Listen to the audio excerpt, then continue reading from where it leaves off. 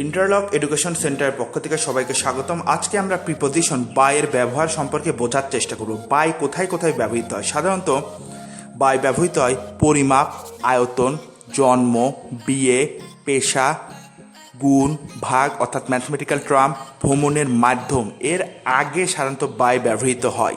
যেরকম I am going to Dhaka by bus, মানে আমি ঢাকায় যাচ্ছি বাসের মাধ্যমে, তার মানে ভ্রমণের মাধ্যম কোনটা? এই ভ্রমণের মাধ্যম হচ্ছে বাস, সুতরাং তার আগে হবে কি? বাই। তারপরে egg is sold by the dozen, egg হচ্ছে ডজন আকারে বিক্রি হয়, 1 ডজন সমান 12টা, যদিও আমরা হালি হিসাবে ব্যবহার করি। তো যাই হোক, তো এখানে কিভাবে ব্যবহৃত হয়? ডজন হিসাবে, তার মানে পরিমাপের এককটা এখানে কি ব্যবহৃত হচ্ছে? ডজন, তার আগে কি ব্যবহার হবে? By. 8 divided by 2 is equal to 4, 8কে 2 দ্বারা ভাগ করলে মান হয় 4। তো এখন 8কে কি দ্বারা ভাগ করা হয়েছে?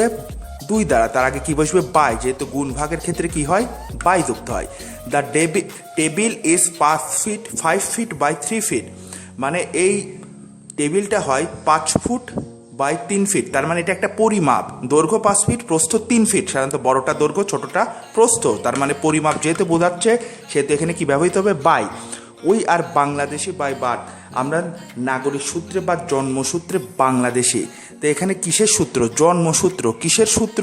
জন্ম, তার মানে এখানে কি হবে? বাই হবে। My uncle is a lawyer by profession, মানে আমার চাচা প্রফেশনালি একজন উকিল। তো এখন এই প্রফেশনের ক্ষেত্রে বাই কেন বসলো? কারণ আমরা জানি কি পেশার আগে কি বসবে? বাই বসবে। ধন্যবাদ সবাইকে।